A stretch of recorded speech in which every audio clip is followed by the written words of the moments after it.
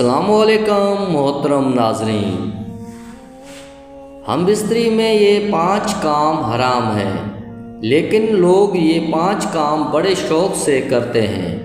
وہ 5 کام کون سے ہیں جن کو کرنے سے انسان دائرہ اسلام سے نکل جاتا ہے؟ یہ 5 کام ایسے کام ہیں جن کے کرنے سے نکاح بھی ٹوٹ سکتا ہے۔ نبی کریم صلی اللہ علیہ وآلہ وسلم نے فرمایا، جو شخص یہ 5 کام کرے گا وہ بسم اللہ الرحمن الرحیم۔ السلام علیکم ورحمۃ اللہ۔ محترم ناظرین، اسلام میں ازدواجی تعلقات کو محبت اور سکون کا ذریعہ قرار دیا گیا ہے، لیکن ان تعلقات کے لیے کچھ حدود بھی مقرر ہیں۔ حیا اور فطری طریقوں کے پابندی ازدواجی زندگی کو برکت اور پاکیزگی عطا کرتی ہے۔ غیر شرعی اور حرام طریقے نہ صرف گناہ کا باعث بنتے ہیں بلکہ تعلقات میں بے سکونی پیدا کر سکتے ہیں۔ مسلمان جوڑوں کو چاہیے کہ وہ ان حدود کا احترام کریں اور اپنے رشتے کو اللہ کی رضا کے مطابق مضبوط بنائیں۔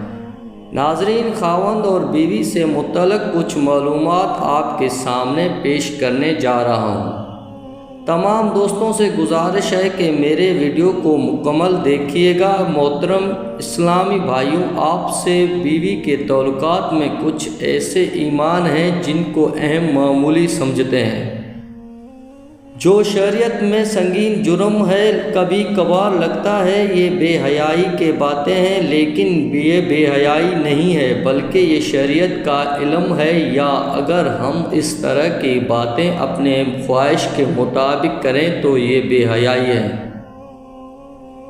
گناہ جس کو میاں بیوی کے تعلقات میں معمولی سمجھا جاتا ہے وہ یہ ہے کہ بیوی کا اپنے شوہر کو ہم بستری سے انکار کرنا، اپنے شوہر کو اپنی زندگی آنے سے انکار کرنا۔ محترم بھائیوں، جامعہ صغیر میں یہ روایت ہے کہ آپ صلی اللہ علیہ وسلم نے فرمایا، جب شوہر اپنی بیوی کو بلائے ہم بستری کے لیے تو عورت پر واجب ہے کہ وہ فوراً اپنے شوہر کی بات مان لے، ما سوائے شرعی عذر کے۔ شرعی عذر کی وجہ سے بیوی انکار کر سکتی ہے، یعنی ایسی کوئی شرعی مجبوری، مثلا حیض، ماہواری وغیرہ ہو تو وہ الگ بات ہے، لیکن اگر شرعی عذر نہیں ہے تو آپ صلی اللہ علیہ وآلہ وسلم فرماتے ہیں کہ وہ عورت فوراً اپنی شوہر کے بات مان لے، خواہ وہ اونٹ کی سیٹ جس پر بیٹھ کر سواری کی جاتی ہے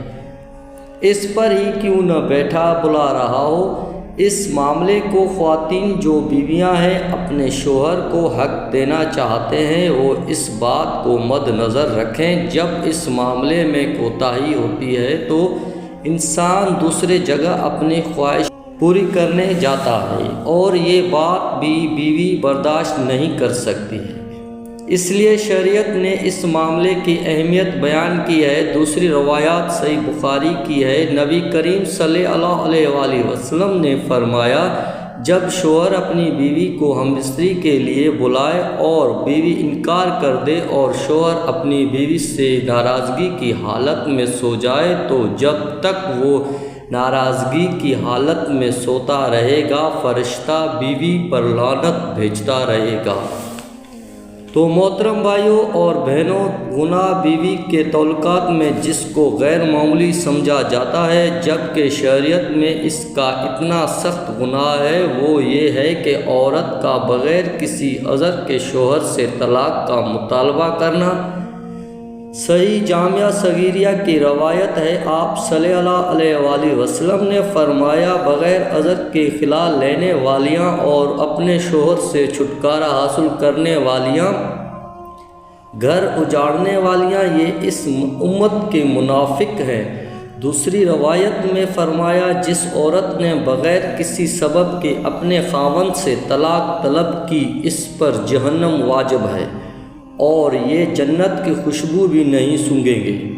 نہ کہ یہ عذر پیش کرنا کہ میرا خاوند مجھے پسند نہیں یا اس کی تنخواہ بہت کم ہے میرا گزارا نہیں ہوتا، اس لیے مجھے طلاق چاہیے، تو یہ کوئی شرعی عذر نہیں ہے، اس لیے اس سنگین جرم اور گناہ سے بچنا چاہیے۔ اور والد اور والدین کو بھی چاہیے کہ وہ چھوٹی چھوٹی باتوں پر اپنے بیٹیوں کو گھر نہ بٹھا لیں۔ طلاق شوہر کا حق ہے، اور یہ کتنی بری بات ہے کہ طلاق بیٹی خود طلب کر رہی ہے۔ محترم بھائیوں، گناہ جو میاں بیوی کے تعلقات میں عام طور پر ہوتا ہے وہ اس کو معمولی سمجھا جاتا ہے۔ وہ یہ ہے کہ حیض کے حالت میں اپنی بیوی سے ہم بستری کرنا یا ایسی جگہ سے کرنا جو غیب کی ترکیب ہے۔ آپ صلی اللہ علیہ وآلہ وسلم نے فرمایا، جامعہ ترمذی کی یہ روایت ہے، جس شخص نے حیض والی عورت سے ہم بستری کی یا عورت کے پیچھے جمع کیا تو وہ شریعت کا منکر ہے۔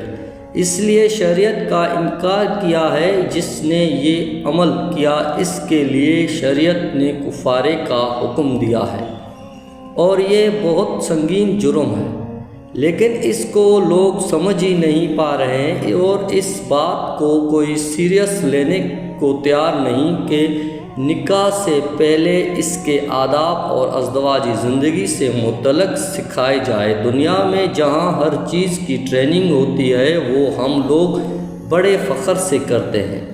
جناب، ہم بستری کے بعد سونے سے قبل وضو یا غسل کرنا لازمی ہے، لیکن جب بات شریعت سیکھنے کی ہے تو وہاں کیا ہے جس کی ہمیں شرم آ رہی ہے؟ دنیا کی بے حیائی میں شرم نہیں آتی، لیکن شریعت سیکھتے ہوئے یا شریعت کی بات کرتے ہوئے ہمیں شرم آتی ہے۔ گناہ میاں بیوی کے تعلقات میں جس کو معمولی سمجھا جاتا ہے وہ یہ ہے کہ کسی غیر محرم عورت کے ساتھ اکیلے میں ملاقات کرنا یا کسی غیر محرم عورت سے ہاتھ ملانا، یہ بہت سخت گناہ ہے۔ گناہ ہم بستری کے دوران قبلہ رونا رہے، یہ احترام قبلہ کے خلاف ہے، لہٰذا اس کی طرف نہ منہ ہونا۔ پشت نبی کریم صلی اللہ علیہ وآلہ وسلم نے فرمایا، جامعہ ترمذی کے روایت میں ہے، جب کوئی آدمی کسی غیر محرم عورت کے ساتھ تنہائی میں ملتا ہے تو وہ دو نہیں ہوتے، تیسرا ان میں شیطان ہوتا ہے۔ اور آپ صلی اللہ علیہ وآلہ وسلم نے فرمایا، تم میں سے کسی شخص کے لیے کیل لے کر اپنے سر میں ٹھوک لینا زیادہ بہتر ہے، بجائے اس کے کہ وہ کسی غیر محرم عورت کو چھوئے۔ اور ہمارے ہاں یہ علمیہ ہے کہ چھونا تو ایک معمولی بات ہے، یہاں تو پورا ہاتھ ملایا جاتا ہے۔ ایک بار ایک خاتون جس کو شریعت کا علم نہیں تھا، وہ مدینے آپ صلی اللہ علیہ وآلہ وسلم سے بیعت لینے آئی اور آپ صلی اللہ علیہ وآلہ وسلم کے آگے اپنا ہاتھ بڑھایا۔ آپ صلی اللہ علیہ وآلہ وسلم نے فوراً ہاتھ پیچھے کر لی اور فرمایا، یا محمد صلی اللہ علیہ وآلہ وسلم کسی عورت کے ننگے ہاتھوں کو دیکھنا بھی پسند نہیں کرتے۔ آپ صلی اللہ علیہ وآلہ وسلم نے اپنا چہرہ مبارک پھیر لیا۔ حضرت مغمر بن حیدر رضی اللہ تعالیٰ عنہ فرماتے ہیں، میں نے عرض کی، یا رسول اللہ صلی اللہ علیہ وآلہ وسلم، میں کئی مہینے پانی والے علاقے سے بہت دور رہتا ہوں، جبکہ میری بیوی میرے ہمراہ ہوتی ہے، کیا بیوی سے ہم بستری کر سکتا ہوں؟ آپ صلی اللہ علیہ وآلہ وسلم نے فرمایا، جی ہاں، اگرچہ تم 20 سال پانی سے دور رہو تب بھی ہم بستری کر سکتے ہو، اور غسل کے لیے تیمم کر لیا کرو۔